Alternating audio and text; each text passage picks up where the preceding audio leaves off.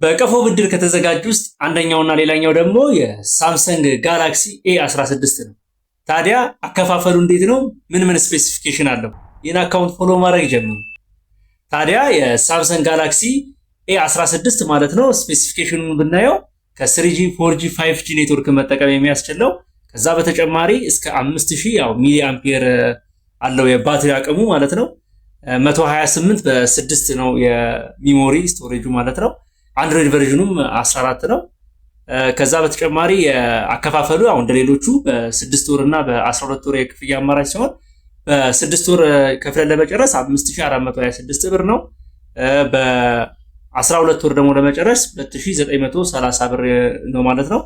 ታዲያ ይህንን ለመውሰድ የሚያስችል በቂ ሊሚት ካለን ያው ከዚህ በፊት በሰራሁት ቪዲዮ የቴሌብር ሱፐር አፕ ላይ ገብተን ቴሌ ፋይናንስ ዲቫይሲንግ ላይ ማለት ነው ገብተን አቬለብል ሊሚታችን በቂ ከሆነ አቅራቢያችን ያለ የኢትዮ ቴሌኮም አገልግሎት ማዕከል የናሽናል አይዲያችንን በመያዝ ብድሩ መውሰድ እንችላለን ማለት ነው። በቀጣይ ሌሎች የቀፉ አማራጮችም ዝርዝር ሲወጡ እንዲሁ ማሳወቃችሁ ይሆናል። ይህን ቪዲዮ ከወደዱት ላይክ ያድርጉት። አንድ ቀን ጥቅማችሁ ይችላልና ፌቨራይት ላይ ማስቀመጥ አይርሱ።